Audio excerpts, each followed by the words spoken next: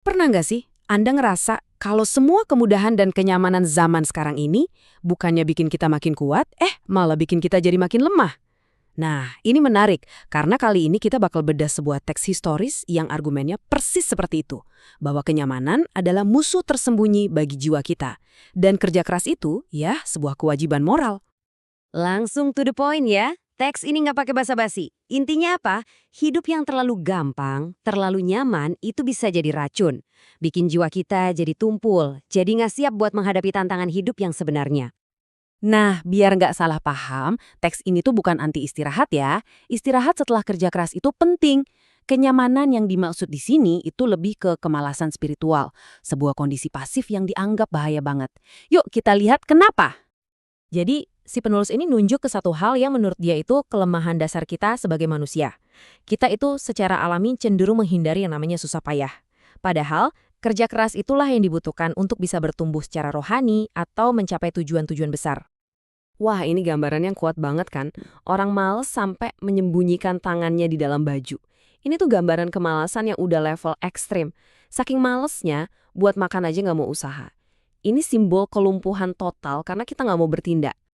Oke, selanjutnya penulisnya pakai sebuah metafora inti nih, buat ngejelasin kenapa sih kemalasan itu bisa merusak jiwa manusia sebegitunya. Dan inilah dia intinya. Analoginya sederhana banget, tapi kena. Coba bayangin deh, hati dan pikiran kita itu kayak sebidang tanah. Kalau tanah itu kita diamin aja, nggak diurus, kira-kira apa yang tumbuh? Bukan bunga-bunga cantik, tapi yaitu gulma dan hama. Pikiran-pikiran negatif, kebiasaan buruk, dan kejahatan. Jadi logikanya gini, hati yang dibiarin kosong nggak diolah otomatis bakal jadi sarang kejahatan. Sebaliknya, kemuliaan itu kayak panen, nggak mungkin muncul tiba-tiba. Kita harus aktif menabur benih kebaikan, terus-menerus merawatnya.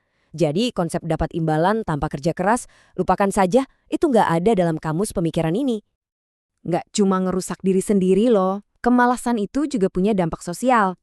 Penulis ngegambarinnya kayak lebah jantan di sarang. Kerjanya cuma makan madu, hasil kerja keras seluruh koloni, tapi nggak nyumbang apa-apa. Dan konsekuensinya, jelas mereka bakal diusir, disingkirkan. Terus kalau kemalasan itu sebahaya itu obatnya apa dong? Nah, penulisnya nawarin solusi yang lugas. Kita butuh teladan kerja keras.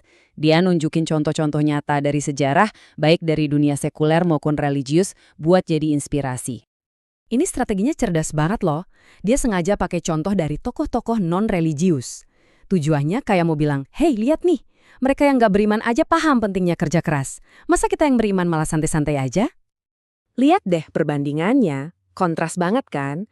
Di satu sisi ada Seneca yang begadang semalaman buat belajar, atau Hannibal yang nekat nembus pegunungan Alpen. Semuanya buat tujuan duniawi. Nah, di sisi lain ada tujuan yang sifatnya abadi, surga. Argumennya jelas, kalau mereka aja bisa sekeras itu berjuang untuk hal yang fana, harusnya usaha kita jauh lebih besar lagi. Dan semua ini dirangkum dalam satu perintah singkat, bangkitlah dan bertindaklah. Ini penegasan kalau iman itu bukan hal yang pasif, bukan cuma percaya dalam hati. Menurut pandangan ini, iman itu harus kelihatan dalam tindakan nyata dan usaha yang gak pernah berhenti. Pada akhirnya, semua argumen ini mengerucut ke satu hal, taruhan yang sifatnya abadi. Pilihan antara hidup nyaman atau hidup penuh usaha itu bukan sekedar pilihan gaya hidup, tapi pilihan yang punya konsekuensi kekal. Ini dia metafora terakhir yang jujur nusuk banget. Berharap bisa selamat tanpa usaha pribadi itu diibaratkan kayak jadi penumpang tidur di kapal. Maunya sih sampai tujuan, tapi nggak mau ikut mendayung. Ini kritik tajam buat mentalitas pasif yang cuma mau terima enaknya aja tanpa mau lewatin prosesnya. Dan inilah kesimpulan akhirnya. Keras tapi jelas. Dari sudut pandang penulis, nggak melakukan apa-apa saat kita seharusnya bertindak itu secara moral sama buruknya dengan melakukan kejahatan secara aktif. Dua-duanya sama-sama sebuah kegagalan. Oke, pembahasan kita atas teks ini sampai di sini. Tapi ini ninggalin satu pertanyaan besar buat kita renungin ya kan? Di dunia kita sekarang yang serba mudah, di mana semuanya dirancang buat kenyamanan kita, apa sih artinya menyangkal kenyamanan kita sendiri? Apa bentuknya di zaman sekarang? Coba kita pikirkan bersama.